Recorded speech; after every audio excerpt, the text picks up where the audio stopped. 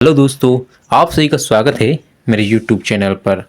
तो दोस्तों, आज हम लोग देखने वाले हैं हिंदी व्याकरण संबंधित सामान्य ज्ञान, जो कि आपके लिए महत्वपूर्ण होने वाला है।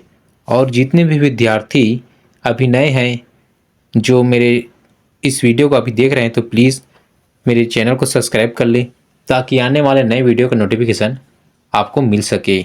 तो चलिए बढ़ते हैं प्रश्न की ओर। आपको पहला प्रश्न है, इनमें से कौन सा युग्म अघोष ध्वनि है? तो दोस्तों, आपको परिभाषा बता देता हूँ। देवनागरी वर्णमाला में प्रत्येक वर्ण का पहला और दूसरा वर्ण अघोष होता है। जैसे गा, घा, दा, धा सघोष ध्वनियाँ है, क्योंकि उनके उच्चारण में स्वरज्जु होता है, यानी कि कंपन होता है। तो आपका आंसर हो जाएगा ऑप्शन ए, प और फा दोस्तों अघोष ध्वनि है। ऑप्शन ए आपका सी आंसर हो जाएगा। आपका प्रश्न है, निम्न में से अग्रस्वर कौन सा नहीं है? तो दोस्तों, आपका पहला वाला ऑप्शन ही सही हो जाएगा। आ जो है दोस्तों अग्रस्वर नहीं है। ऑप्शन ए आपका सही आंसर हो जाएगा। आपका अगला प्रश्न, तालव्य ध्वनियाँ या व्यंजन कौन से है? तो बताइएगा दोस्तों, तालव्य ध्वनियाँ या व्यंजन कौन से हैं? तो दोस्तों, आपका ऑप्शन डी वाला ऑप्शन आपका सही हो जाएगा। आपका प्रश्न है, रा रेप से निर्मित शब्द कौन सा है? तो दोस्तों, आपका ऑप्शन दिया हुआ है सर्द, श्रम, ट्रेन, ग्रंथ। तो इनमें से आपका सही आंसर हो जाएगा सर्द दोस्तों रा रेप से निर्मित शब्द है। ऑप्शन ए आपका सही आंसर हो जाएगा।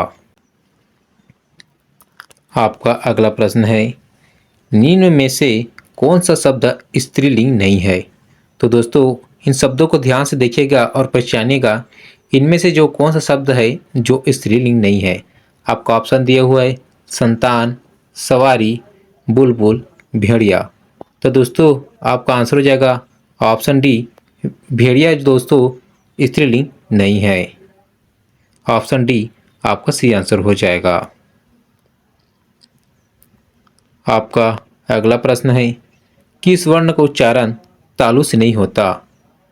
तो दोस्तों, इन वर्णों को देखना है और बताइएगा कि इनमें से कौन सा वर्ण है जो तालु से उच्चारण नहीं होता।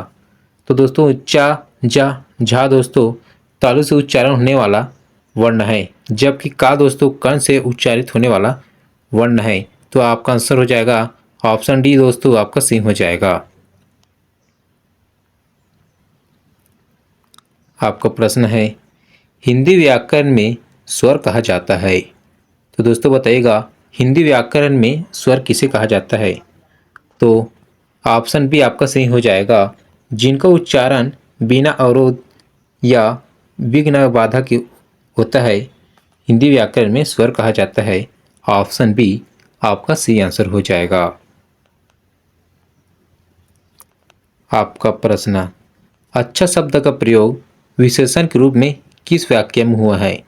तो दोस्तों, आपका ऑप्शन दिए हुआ है, तुमने अच्छा किया जो आ गए, यह स्थान बहुत अच्छा है, अच्छा तुम घर जाओ, अच्छा है वह अभी आग जाए। तो दोस्तों, इनमें से जो है आपका सही आंसर हो जाएगा ऑप्शन बी दोस्तों आपका सही हो जाएगा, यह स्थान बहुत अच्छा है, जो कि विशेषण के रूप में प्रयोग हुआ है। आपका प्रश्न है, श्याम ने गाना गाया होगा, वाक्य में काल है। तो दोस्तों, इसका आंसर हो जाएगा ऑप्शन बी दोस्तों आपका सही हो जाएगा, संदिग्ध भूतकाल दोस्तों आपका सही आंसर हो जाएगा। आपको परिभाषा इसका बता देता हूँ, क्रिया के जिस रूप से यह संदेह हो कि कार्य भूतकाल में पूरा हुआ है या नहीं, उसे संदिग्ध भूतकाल कहते हैं। ऐसे वाक्यों के अंत में अक्सर होगा, होगी, होगे जैसे शब्द आते हैं। तो आपका सही आंसर हो जाएगा ऑप्शन बी आपका सही आंसर हो जाएगा। आपका प्रश्न है, तिगुना चौगुना शब्द में कौन सा विशेषण है? तो बताइएगा दोस्तों, तिगुना चौगुना शब्द में कौन सा विशेषण होगा?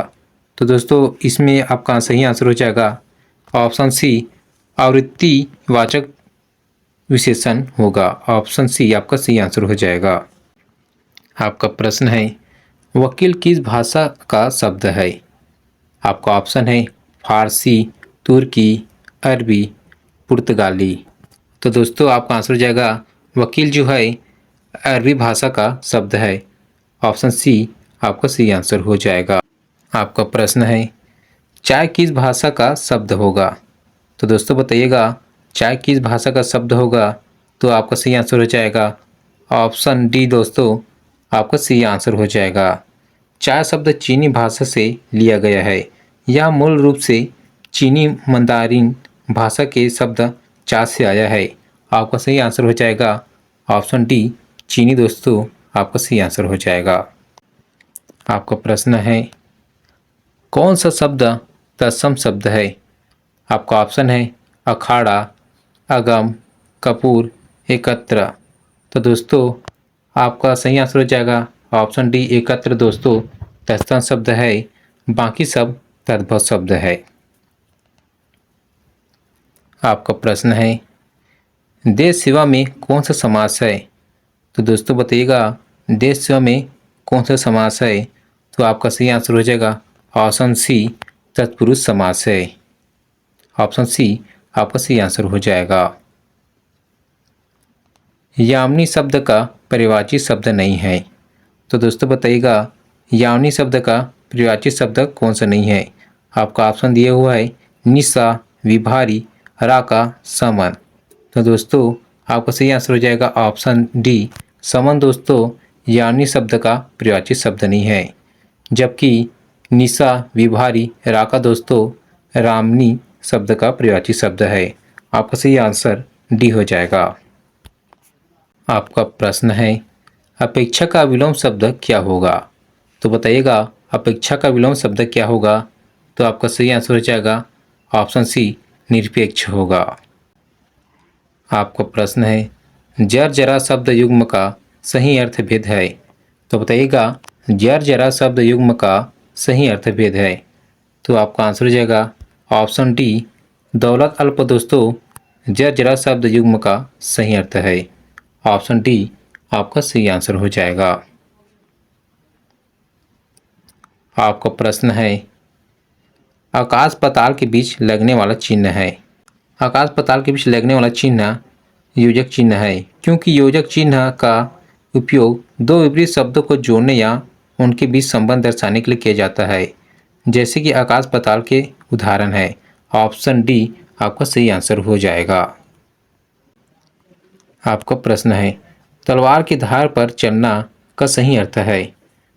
तो आपका ऑप्शन दिया हुआ है पराजित कर देना, तलवारबाजी में कुशल होना, नुकीली वस्तु पर चलना, कठिन कार्य करना। तो आपका सही आंसर हो जाएगा कठिन कार्य करना। आपका प्रश्न है जहाँ उपमेय में अनेक उपमानों की संख्या होती है वहाँ कौन सा अलंकार होता है? तो दोस्तों आपका सही आंसर हो जाएगा संदेह अलंकार हो जाएगा। ऑप्शन सी आपका सही आंसर है। तो आपका प्रश्न है करुण रस का स्थायी भाव है। तो बताइएगा करुण रस का स्थायी भाव क्या होगा? तो आपका सही आंसर हो जाएगा ऑप्शन डी अशोक जो है दोस्तों करुण रस का स्थायी भाव है। आपका लास्ट प्रश्न है सोरठा के किस चरण में 13 मात्राएं होती है? तो बताइएगा सोरठा के किस चरण में 13 मात्राएं होती है? आपका ऑप्शन दिया हुआ है केवल पहले, केवल दूसरे, पहले और तीसरे, दूसरे और चौथे। तो आपका सही आंसर हो जाएगा दूसरे और चौथे। दोस्तों अगर आपको मेरी वीडियो अच्छा लगा होगा तो प्लीज़ लाइक कमेंट जरूर करें और मेरे चैनल को सब्सक्राइब करें। एक वीडियो को बनाने में बहुत मेहनत लगता है, तो प्लीज़ दोस्तों मेरे चैनल को सब्सक्राइब करना और बेल आइकन को प्रेस करना मत भूलना।